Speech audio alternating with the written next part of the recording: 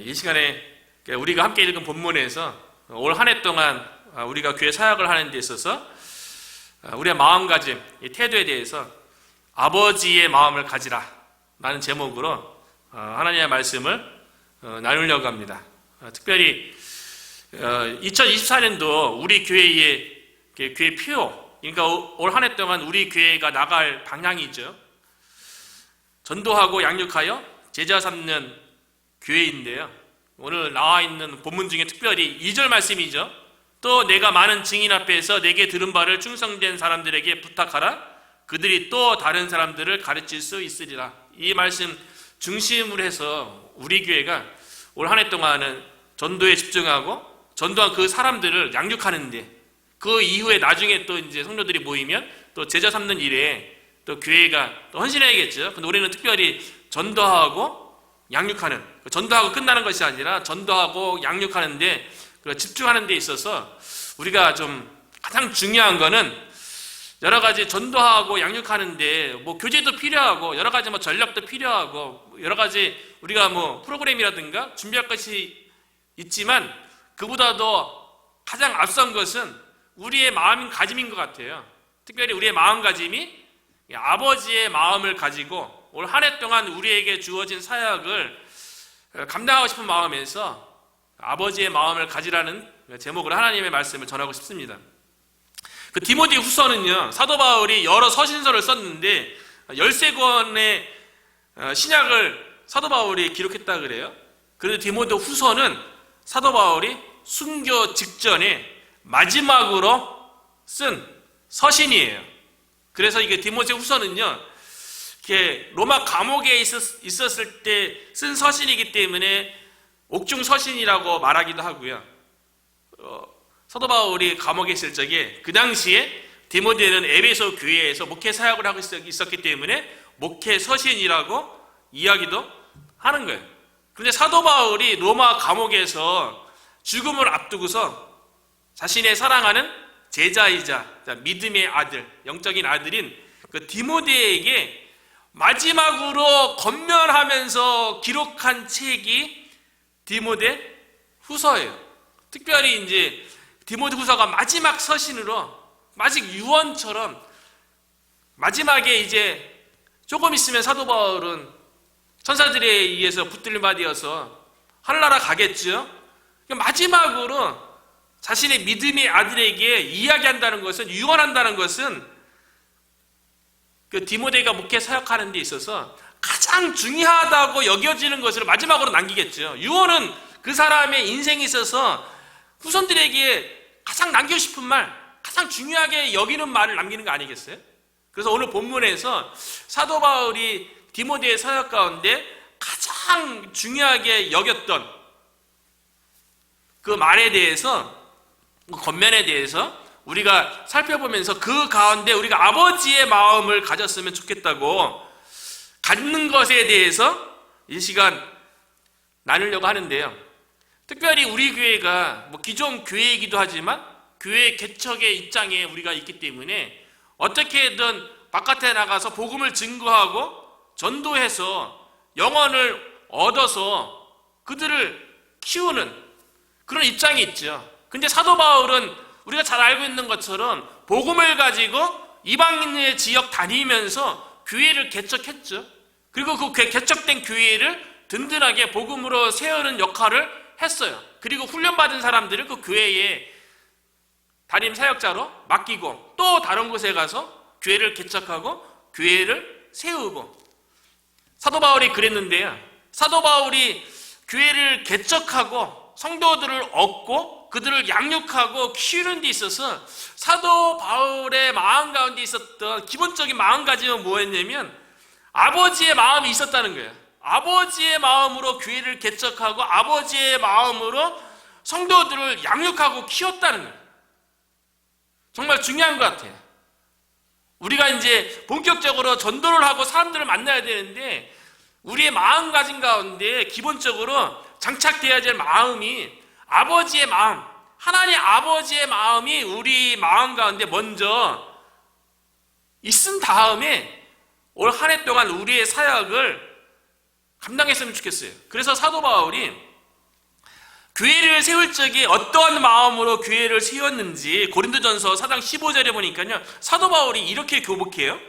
그리스도 안에서 일만 스승이 있으되 아버지는 많지 아니하니 그리스도 예수 안에서 내가 복음으로써 너희를 낳았음이라. 고린도 교회를 세울 적에 사도 바울은 능력의 사도였기 때문에 하나님께서 많은 은혜도 베풀어 주셨고 많은 능력도 주셨기 때문에 사도 바울이 가는 곳마다 복음 증거하면 그 사람들이 금방 회개하고 금방 성도되고 금방 교회의 일꾼이 되고 그랬던 게 아닌 것 같아요. 왜냐하면 사도 바울이 복음으로써 너희를 낳았음이라, 복음으로써 해산의 수고를 감당해서 교회가 탄생했다는 거예요. 복음을 전하면 쉽게 영혼이 얻어지고 그들이 교회로 연결되어지는 게 아니라 마치 아이를 낳는 것처럼 복음으로써 아이를 낳는 과정이 있었다는 거예요. 해산의 수고가 있었다는 거예요. 그런데 그 해산의 수고 가운데 복음으로써 너희를 낳아서 교회를 세웠는데 사도 바울의 마음가짐 가운데 끝까지 처음부터 끝까지 가했던 마음은 뭐냐면 아버지의 마음이라는 거예요. 아버지의 마음. 그래서 사도 바울이 그리스도 안에서 일만 스승이 있대요. 그리스도 안에서, 교회 안에서요, 일만 스승이 있는데 아버지가 많지 않다는 거는 교회 안에서요, 일만 스승이라는 건 그러니까 만 명의 스승이 있다 그런 얘기보다도 많은 사람, 대부분의 사람들은요 스승의 위치에 서고 싶어 한다는 거예요. 뭔가 가르치고 싶고 뭔가 이렇게 지시하는 위치에 있고 싶어 한다는 거예요. 근데 아버지의 마음을 가진 자는 별로 없대요. 그런데 여기서 보면 딱 하나 들어오는 게 뭐냐면 숫자 비교예요. 숫자 비교. 교회 안에서 일반적으로 성도들이 가지는 마음은 일만 스승의 마음이라는 거예요. 스승의 위치에 있고 싶어 한다는 거예요. 그런데 아버지는 많지 않대요. 그런데 아버지가 몇 명이나 있습니까? 한 명이죠. 아버지는 한 명밖에 없죠. 요즘은 결혼 많이 해갖고 아버지가 여러 명이라고 부르는 분들도 있지만 그거는 흔하지 않은 경우고 보편적으로는 아버지는, 육신의 아버지는 딱 한 명이죠. 사도 바울은 한 아이의, 한 아버지의 마음을 가지고 교회를 세울 때마다 한 성도, 한 성도들을 그렇게 마치 한 영혼의 한 아버지인 것처럼 그런 아버지의 마음을 가지고 교회를 세웠다는 거예요. 우리의 마음가짐 가운데 한 아버지, 한 자녀를 향한 한 아버지의 마음을 가지고 올 한 해 동안 우리가 전도 사역을 하고 바깥에 나가서 사람들을 만나고 그 한 영혼을 대할 적에 아버지의 마음을 가지고 우리가 대해야 된다는 거죠. 많은 초대교회 사도들 가운데요, 사도 바울만 아버지의 마음을 가지고 오늘 본문에도 보면 디모데에 대해서 내 아들아로 시작하잖아요. 내 아들아? 사도 바울만 그런 게 아니라요, 사도 가운데 또 한 명 성경을 기록한 그 제자 가운데 한 명인 베드로도요, 마가에 대해서 내 아들 마가라고 베드로전서 5장 15절에 이야기하거든요. 마가에 대해서 베드로가 내 아들이라 그래요. 그러니까 베드로도 아버지의 마음을 가지고 마가를 양육했다는 걸 볼 수가 있죠. 이 마가가 베드로로부터 잘 양육을 받아서요, 영적으로 성장해서 이 마가가 기록한 성경책이 뭐냐면 마가복음이에요. 가장 먼저 기록됐어요. 마태, 마가, 누가, 요한복음 가운데 마가복음이 가장 먼저 기록됐거든요. 베드로로부터 잘 양육받았어요. 그래서 베드로가 어떤 마음으로요? 아버지의 마음으로 마가를 양육해서 마가로 하여금 복음서를 기록하는데 하나님 앞에 쓰임받았다는 거죠. 그런데 이 마가가 어떤 마가냐면요, 바나바의 조카죠. 그런데 이 마가가요, 처음 안디옥 교회에서 처음 1차 선교 여행에 선교사를 파송할 적에 바울과 바나바와 마가가 수종 들은 자로 함께 동참했었거든요. 그런데 이 마가가 중간 선교 사역 가운데 뭔가 선교 사역에 대한 회의를 느꼈던지 아니면 선교 사역 가운데 어려움을 겪었던지 마음의 변화가 있어서요. 자기 길로 다시 돌아갔어요. 선교 사역 가운데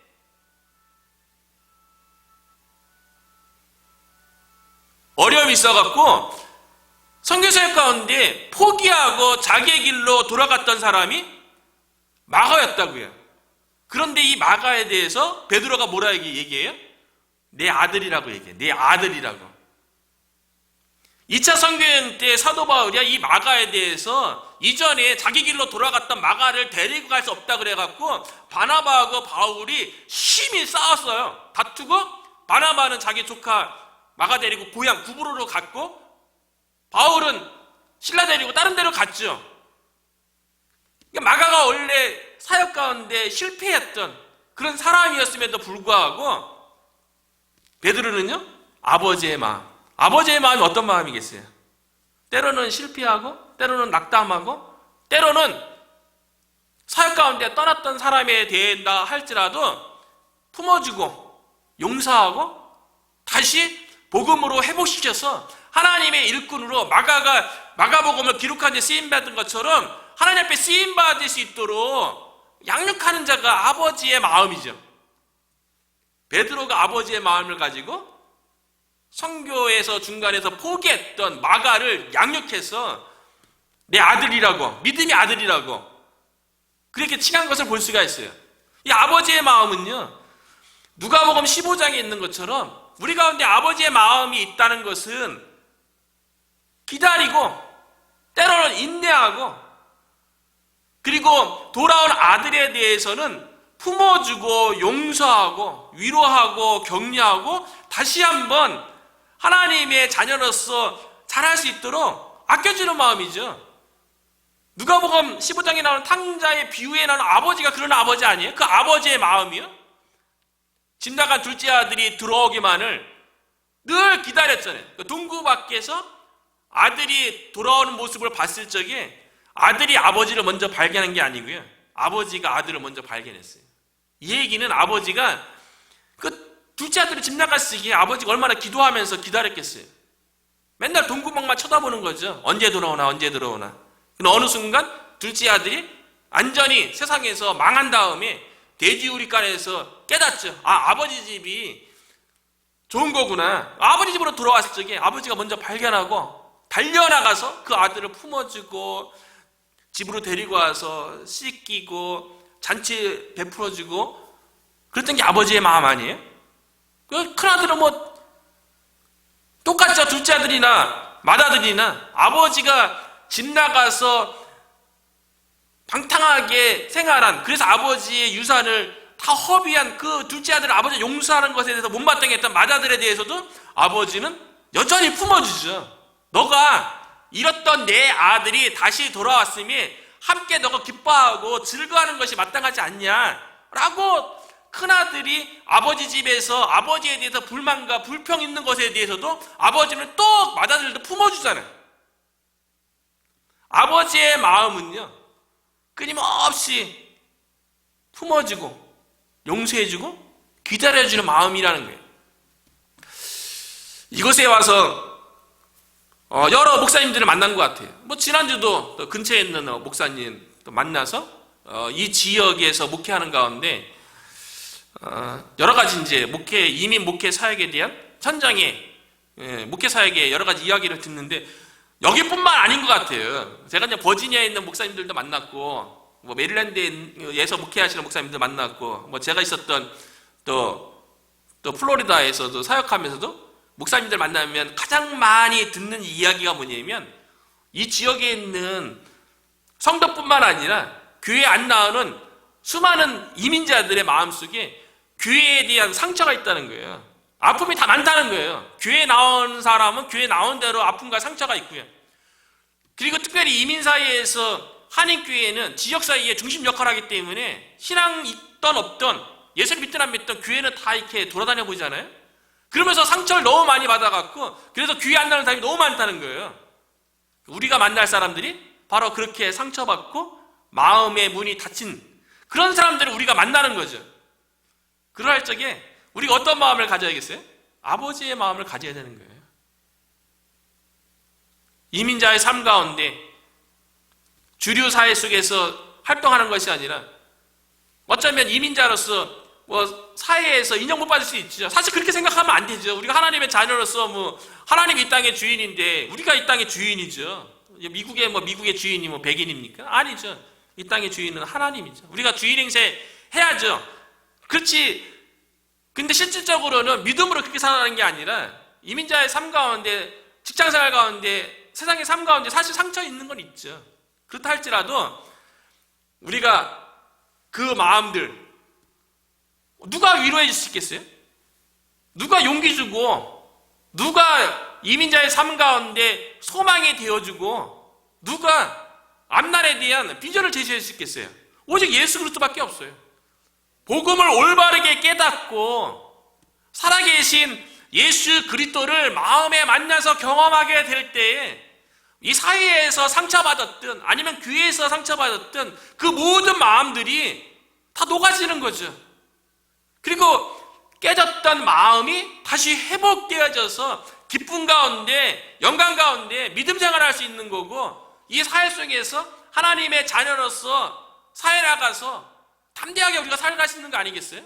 그렇게 되려면 우리가 아버지의 마음을 가지고 이 지역사회에서 또는 교회에서 상처받은 수많은 영혼들을 우리가 아버지의 마음으로 품어주고 또 용서해주고 때로는 기다려주고 그런 마음으로 우리가 이번 주부터 지역 거점 전도 사역을 시작했으면 좋겠습니다. 사도 바울이 아버지의 마음을 가지고 디모데를 키웠어요. 그래서 오늘 본문에 보면 1절에 이렇게 얘기해요. 디모데를 부르는데 내 아들아, 내 아들아. 여기 이렇게 어르신들 좀 있으니까 자녀들 부를 때 어떻게 부릅니까? 얘야 이렇게 대부분 부르지 않나요? 아니면 이름을 부르든가 누구야 이렇게 부르잖아요. 내 아들아라고 이렇게 불러본 경험이 있습니까? 쉽지 않은 일이죠. 저도 아들에 대해서 아들아, 내 아들아 이렇게 불렀던 엘리멘터리 때만 그랬던 것 같아요. 중학교 이상 넘어가고 사춘기 넘어가부터는 아들아 그러면 이게 닭살 돋아하잖아요. 아유 그런 말 하지 말라고. 사랑해 이런 말도 잘 못하게 하잖아요. 어렸을 때는 이게 통하죠. 그래서 어렸을 때는 아들에게 아들아 너는 나의 기쁨이야 이렇게 많이 얘기했던 기억이 나요. 그러면 아들도 아빠한테 그렇게 얘기해요. 자기 필요한 거 있으면, 자기 하고 싶은 거 있으면 아빠 father and son 알아? father and son, 아빠와 아들. 그러니까 아빠와 아들, 그러니까 친밀감이에요. 그러니까 사도 바울이 디모데를 내 아들아 라고 이렇게 불렀던 거는 되게 친밀한 거죠. 되게 친밀한 관계, 애정의 관계를 얘기하는 거죠. 그래서 아들이 아빠, father and son 우리 했으면 좋겠어. 그래서 늘 부탁했던 게 뭐냐면 낚시 가는 거였어요. 낚시 가고 싶으면 father and son 하자고. 아니면 강가에 가서 이제 카누 타는 거야. 카누. 한 2시간 동안 노져본 적도 있어요. 요구해갖고 타달해갖고 본인은 가자라고 본인은 어리니까 못 짓죠. 제가 다 졌어요. 한 2시간 넘게 강 거슬러 올라가갖고 먼 길을 갔다가 왔죠. 아들이 요구하니까 했던 거죠. 그때는 아들이라고 아들아 너가 요구하면 내가 해줄 수 있어 하고 이제 해줬던 거죠. 근데 오늘 본문에 사도 바울이 디모데를 부르는데 내 아들아. 사도 바울이 나이가 얼마나 됐을까요? 구체적인 나이를 얘기하는 그 학자들 있고 그러는데요. 네로 황제에 의해서 순교 당하기 전에 로마 감옥에서 이거를 쓴 거거든요. 그래서 대부분 어떤 분들은 사도 바울의 나이가 64세 됐을 것이다 라고 구체적으로 이야기하는 분도 있고요.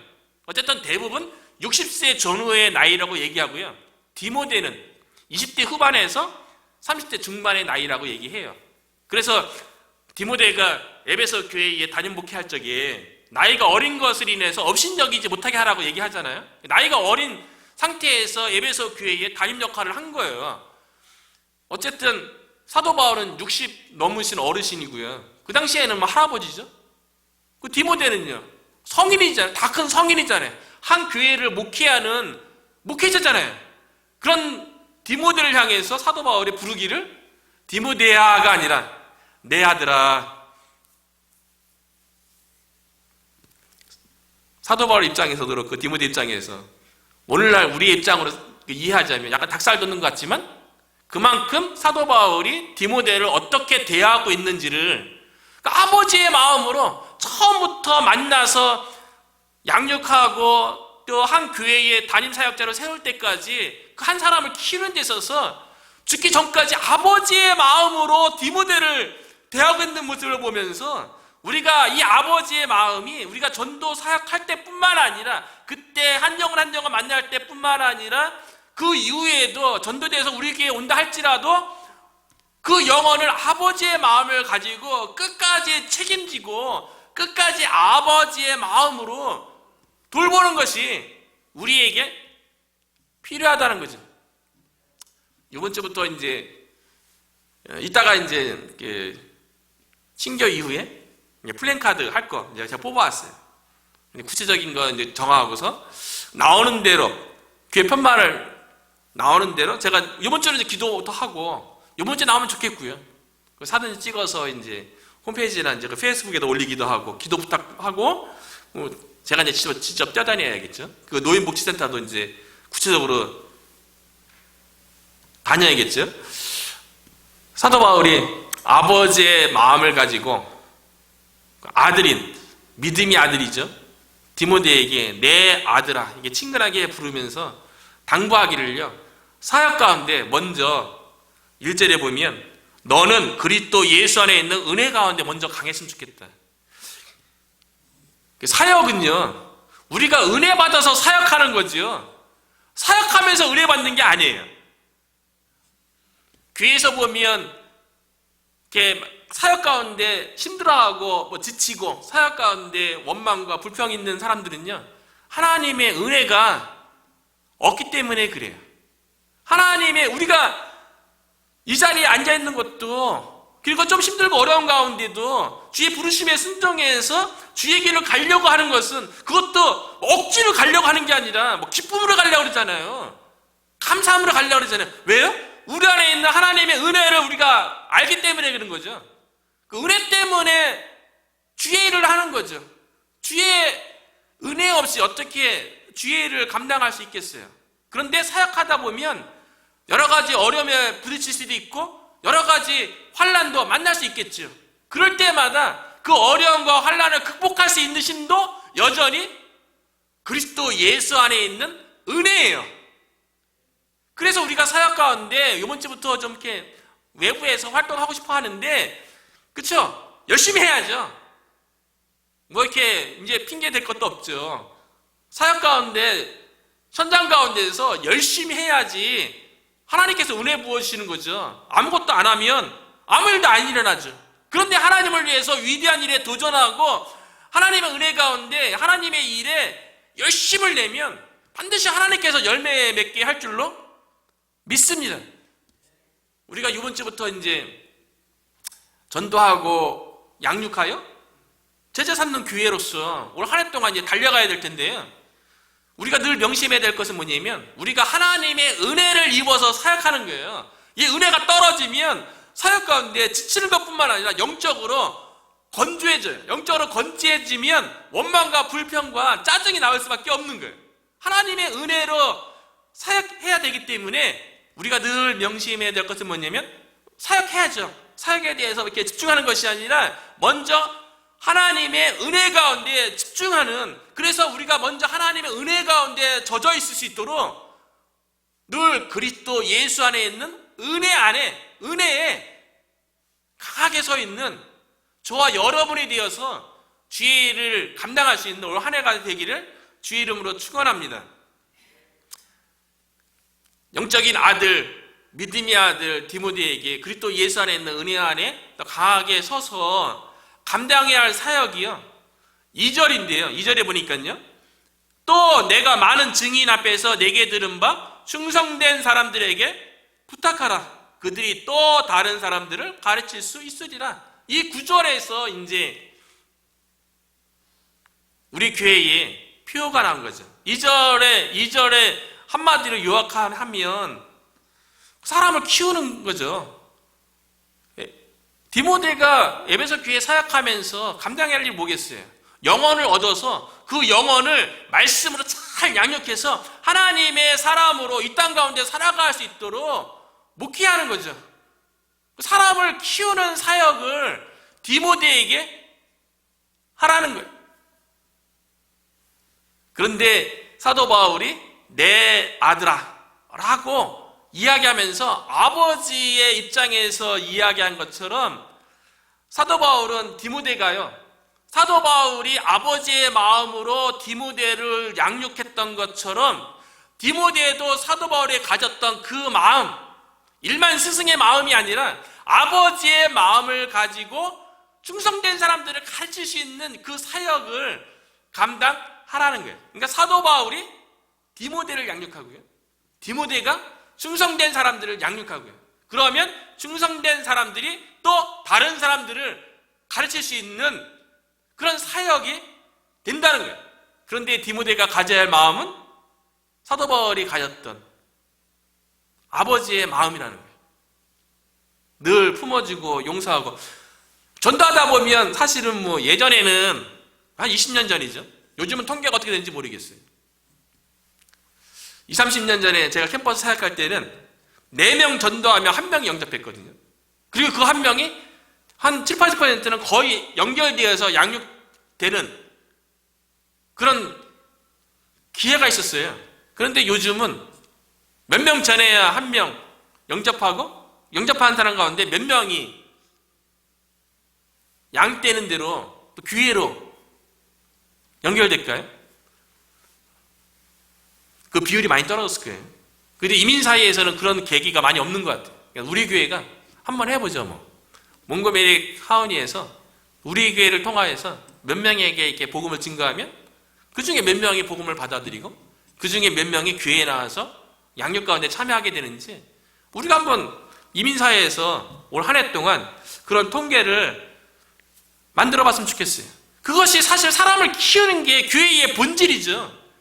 그러니까 에베소 교회에 목회하고 있는 이 디모데에게요, 아버지의 마음을 가지고 사람을 키우라는 게 교회의 본질에 집중하라는 거예요. 다른 거에 집중하지 말고 아버지의 마음을 가지고 사람을 키우는 그 사역. 그래서 많은 증인 앞에서 내게 들은 바, 사도 바울에게 들은 거는 복음에 대한 진리죠. 하나님의 말씀이죠. 이거를 충성된 사람들, 진실하고 신실한 사람들에게 부탁하면 그 사람들이 또 다른 사람들을 가르치게 되는 그 사역. 결국 사람을 키우는 그 사역에 집중하라는 거죠. 우리 교회가 교회의 본질인 사람을 키우는, 한 영혼을 얻고 그 영혼이 하나님의 사람으로 건강하게 성장할 수 있도록 사도 바울이 디모데에게 내게 들은 바, 사도 바울이 디모데에게 전해준 복음의 진리, 이 말씀의 진리 가지고 사람을 키우는, 그래서 키운 사람이 또 다른 사람을 키울 수 있도록 하는 이 교회의 본질 사역에 집중할 수 있는 올 한 해가 되었으면 좋겠어요. 예수님도요, 마찬가지로 이 땅의 사역을 마무리하면서 승천하시기 전에 마지막으로 제자들에게 부탁한 말씀도 똑같은 말씀 아닙니까? 사람을 키우는 거예요. 그래서 마태복음 28장 19절과 20절에 보면 우리가 잘 알고 있는 지상명령, 가장 위대한 명령, 가장 위대한 위임 명령이라고 얘기하죠. 그러므로 너희는 가서 모든 족속으로 제자를 삼아 아버지와 아들과 성령의 이름으로 세례를 베풀고 내가 너에게 분부한 모든 것을 가르쳐 지키게 하라. 볼지어다 내가 세상 끝날까지 너희와 항상 함께 있으리라 하시니라. 모든 민족에게 가서, 주변에 있는 사람들에게 가서 복음을 전파하고 복음을 가르치라는 거 아니겠어요? 그렇게 해서 사람을 키우라는 건데, 사도 바울이 디모데에게 내 아들아 얘기하면서 아버지의 마음을 가지고 가르치라는 거예요. 여기서 가르치라는 거는요, 일반 스승처럼 어떤 프로그램을 통해서 가르치라는 것이 아니라 저는 개인적으로 삶을 통해서 가르치라, 삶을 통해서 본을 보이라, 그렇게 받아들여져요. 왜냐하면 사도 바울이 아버지의 마음을 얘기하면서, 아버지가 많지 않다고 얘기하면서 너는 나를 본받는 자라고 얘기했거든요. 나를 본받는 자 되라고 얘기한 거는, 사도 바울은 이 복음의 진리에 대해서 말로 지식으로 가르치기 뿐만 아니라 그것 앞서서 사도 바울이 복음의 진리를 삶으로 사는 것을 통해서, 삶의 보본을 통해서 디모데뿐만 아니라 교회 개척하는 현장 속에서 그렇게 수많은 사람들을 가르쳤다는 거예요. 자녀는 부모의 뒷모습을 보고 자란단 말이 있잖아요. 영적인 아들인 디모데는요, 영적인 아버지인 사도 바울의 뒷모습을 보고 배웠던 거죠. 사도 바울의 사역의 삶 속에서 복음의 진리를 경험하고 복음의 진리를 나타내는 그 삶을 보면서 사도 바울의 그 모습을 보고 디모데가 배웠던 거죠. 사도 바울이 디모데에게 충성된 사람들에게 가르치고, 충성된 사람들이 또 다른 사람들을 가르치게 이 본을 보이는 이 사역을 하라면서요, 실질적인 사역의 지침을 비유를 통해서 세 가지를 얘기하고 있는데요, 그 첫 번째 그 권면이 무엇이냐면 3절과 4절을 보면요, 좋은 병사라는 거예요. 디모데가 좋은 병사로서 가르치는 사역을 하라는 거예요. 그래서 3절과 4절에 보면 너는 그리스도 예수의 좋은 병사라. 나와 함께 고난을 받으라. 병사로 복무하는 자는 자기 생활에 얽매이는 자가 하나도 없나니 이는 병사로 모집한 자를 기쁘게 하려 함이라. 아버지의 마음을 가지고 충성된 사람들을, 디모데가 이제 사도 바울 했던 것처럼 그 사역을 계승해서 사도 바울의 사역을 계승해서 디모데가 그 사역을, 가르치는 사역을 감당해야 되는데요, 디모데가 좋은 병사로서 서야 된다는 거예요. 좋은 군인 된다는 게 쉬운 일은 아니죠. 디모데는 사도 바울을 통해서 좋은 병사로서 세워지는데 좋은 훈련을 받았던 것 같아요. 오늘날에도 그 엘리트 군인은요, 그냥 키워지는 게 아니라 되게 까다롭고 되게 복잡한 과정을 통해서 그 엘리트 군인을 키워내는 것을 오래 많이 경험한 것 같아요. 그 딸아이가 사관학교 준비하다가 이제 ROTC 준비하는 과정을 보면서 한 군인을 키워내는 데 있어서 국가에서 그 한 학생의 평가하는 기준이요, 한두 가지가 아닌 거예요. 아카데믹한 것도, 학문적인 것도 보고, 또 운동 실력도 보고, 또 그 가운데 리더십도 보고, 또 그 가운데 지역사회에서 얼마나 참여해서 얼마나 기여한지를 또 보고요. 여러 가지를 다 평가하는 거예요. ROTC 같은 경우는 1400점 만점으로 하는데 한 섹션이 한 6군데 되는 것 같아요. 그리고 인터뷰도 해갖고 국가에 대한 그 마음이 어떠한지, 가치관이 어떠한지 이것도 평가하고요. 디모데가 좋은 군사로서, 군인은 적이 있잖아요. 그러니까 싸워야 되는 거예요. 그러니까 고난을 받는 거죠. 우리가 좋은 군사라고 생각한다면 당연히 우리가 복음사역 감당할 때 우리의 적이 있고 우리를 방해하는 세력이 있다는 거예요. 그 가운데 우리가 고난도 감수해야 된다는 거예요. 그래야지 우리를 부르신 주님을 기쁘시게 한다는 거예요. 그리고 군인은 좋은 훈련을 받아야 할 뿐만 아니라, 병사는요 자기 생활에 얽매이는 게 아니죠. 자기 사적인 생활을 하고서 군인의 일을 하는 게 아니잖아요. 군인은 군인의 일이 전투에서 싸워서 승리하는 그 일이 우선되는 거예요. 자기 생활에 얽매이지 말라는 거예요. 우선순위가 군인으로서 적과 싸워서 이기는 데에 이것이 우선되어지고 사적인 생활에는 얽매이지 않아야 된다는 거예요.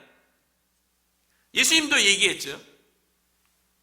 그런즉 너희는 먼저 그의 나라와 그의 의를 구하라. 그리하면 이 모든 것을 너희에게 더하시리라. 먼저 하나님의 나라와 의를 구하라. 다윗이 하나님의 마음에 합했잖아요. 하나님께서 기뻐하시고 하나님께서 원하는 것을 먼저 구했을 적에 다윗의 나라가 이스라엘 역사 가운데 가장 강성한 나라를 이루었죠. 그리고 하나님의 마음에 합했던 다윗을 하나님께서 가장 기뻐했죠. 우리가 올 한 해 동안 아버지의 마음을 가지고 사람을 키우는 충성된 사람들을 찾고 사람을 가르치는 이 사역을 하는데, 양육하는 이 사역하는 데 있어서 우리를 부르신 주님을 기쁘시게 하기 위해서 우리 사적인 사역이 아니라 하나님께서 기뻐하시는 하나님 나라와 의를 먼저 구함으로 우리의 사역 가운데 하나님께서 영광 받으시기를 주의 이름으로 축원합니다. 그 디모데의 사역 방침 가운데 두 번째는요, 운동선수에 비유하면서 다른 사람을 가르치는 사역을 하라고 얘기하는데요. 5절이죠. 경기하는 자가 법대로 경기하지 아니하면 승리자의 관을 얻지 못할 것이며, 운동선수는요, 운동 경기에 나가서 승리해서 면류관을 얻으려면 운동선수는 그 운동 경기에 규칙에 합당하게 임해야지 승리해서 면류관을 받을 수 있는 거죠. 육상 경기하는 사람은 트랙 안에서 달려야죠. 그런데 트랙 가운데 달리다가 트랙을 넘어가서 옆으로 달리면 어떻게 됩니까? 1등으로 해도 실격되고 승리할 수 없는 거죠. 요즘은 아시안컵으로 축구가 많이 이렇게 지금 한국에서는 많이 알려진 것 같아요. 축구 경기하는 운동선수는 운동장이라는 그 규격 안에서 축구 경기의 규칙을 준수하면서 골을 넣어야지 그 축구 경기에서 승리해서 면류관을 얻게 되는 거죠. 우리가 올 한 해 동안 복음사역, 이 사역을 감당하는 데 있어서 말씀대로 순수하게 세상 사람들이 세상의 방법이 아니라 하나님의 순수한 방법, 복음을 통해서 한 영혼을 구원한다는 그 말씀의 근거에서 사도 바울이 고백한 것처럼 이 복음은 모든 믿는 자에게 구원을 주시는 하나님의 능력이 됨이라, 말씀 안에서 말씀의 능력을 믿고, 마치 운동선수가 경기 규칙에 따라서 경기에 임해서 승리해서 면류관을 얻는 것처럼 우리가 말씀에 있는 대로요, 세상 사람들이 하는 방법이 아니라 교회에 이전했던데 안 된다 이런 게 아니라 정말 순수한 마음을 가지고 복음을 가지고 바깥에 나가서 증거하는 걸 통해서 말씀대로 하는데, 규칙대로 하는데 하나님께서 기뻐하시겠죠. 하나님께서 우리를 쓰시겠죠. 그래서 하나님께 영광 돌리는 저와 여러분이 되었으면 좋겠고요. 마지막으로 사도 바울이 디모데가 이 양육하는 이 사역에 쓰임받기 위해서 농부의 비유를 하고 있어요. 6절이죠. 수고하는 농부가 곡식을 먼저 받는 것이 마땅하니라. 수고한다는 거는요, 힘들여서 고생한다는 거예요. 농부는 수고하고 해야지 열매를 얻을 수 있고, 그것도 그 열매를 처음으로 누리게 된대요. 근데 이 수고한다는 것이, 저도 시골에서 중학교 때까지 저희 집은 아버지가 이제 어부였기 때문에 이제 배로 이제 주로 어업에 종사하셨죠. 근데 이제 밭농사를 좀 졌어요. 그 산 비탈에 이제 밭농사가 있어갖고 그 초등학교 때부터 어머니가 주로 밭농사를 지셨는데, 엄청나게 어머니가 저를 자녀들 데리고 가잖아요. 한참 놀고 싶을 때. 그 데리고 가면 어떻게 해요? 가야죠. 어머니가 가자는데. 가면 늘 하는 일이 뭐냐면 돌 골라내고, 그리고 밭고랑에 정리하고, 그리고 씨앗 그때 감자, 고구마, 고추 이런 거 다 기억이 나요. 돌 골라내는 것뿐만 아니라 나중에 흙하고 뭐 비닐을 치고 같이 농사졌던 것 같아요. 중학교 때까지. 그렇게 수고하지 않잖아요? 그러면 가을에 풍부한 수확을 얻을 수가 없죠. 그리고 장마철이라든가 또 태풍이 오면 가서 다시 쓰러진 고추 세우는 거 얼마나 힘든데요. 그거. 일일이 그 막대기 세워갖고 묶고 이런 거를 쓰러진 거를 다 하는데 엄청나게 힘들었던 것 같아요. 짜증내기도 하고. 그렇게 수고로움이 없으면 가을에 결실을 얻을 수 없는 거죠. 수고로움이 있어야지 열매가 있다는 거예요. 우리가 수고해야죠. 힘들어서 고생이, 원문의 의미가 힘들어 고생하는 거래요. 우리가 힘들어서 고생해야죠. 그래서 복음 전하다가 거절도 당해보고, 복음 전하다가 무시도 당해보고, 복음 전하다가 여러 개 안 좋은 얘기도 들어보고, 그게 다 우리의 수고죠. 힘들어서 하는 수고죠. 그런 거 안 들으려고 수고를 안 하면 아무 일도 안 일어나는 거죠. 농사꾼이 수고하지 않고 어떻게 열매를 얻을 수 있겠어요? 수고해야죠. 올 한 해 동안은 우리가 각오하고 힘들어서 고생하는, 복음을 증거하는 그 수고로움을 우리가 감당했으면 좋겠는데요. 여기 보니까요, 수고하는 농부가 곡식, 열매죠. 먼저 받는 것이 마땅하다고 얘기했는데, 묵상하는 가운데 나중에 가을에 돼서 열매 맺는 거로 인해서 그 열매를 얻는 게 마땅하다는 게 아니고요. 그것도 있겠지만 이 본문을 이렇게 관찰하고 묵상하는 건데 깨닫는 거는 뭐냐면요, 농부의 수고로움에 참여한 것 그 자체가 이미 열매를 우리가 누리고 있는 거예요. 왜 그렇습니까? 우리가 복음을 세상에 나가서 전하는 그 사역 자체가요, 하나님의 나라에, 하나님의 일에 동참하는 거예요. 그 가운데 하나님께서 함께 하시는 거예요. 그러니까 우리는 나중에 열매 맺고 안 맺고를 떠나서 그로 인해서 우리가 기쁨을 누리고 영광을 얻을 수 있겠죠. 참여하는 것 자체가 먼저 받는 거예요. 열매를 먼저 우리가 누리는 거죠. 하나님의 나라를 먼저 누리는 거죠.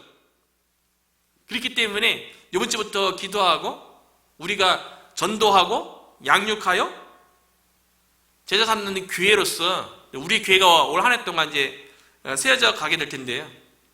복음사에게 동참하는 것 자체가 이미 우리가 열매를 받아서 누리는 그 은혜가 가운데 있다는 것을 명심하시고요. 올 한 해 동안 우리가 아버지의 마음으로 많은 사람들을 전도해서 양육할 수 있는 그런 교회로 우리가 쓰일 수 있기를 주님의 이름으로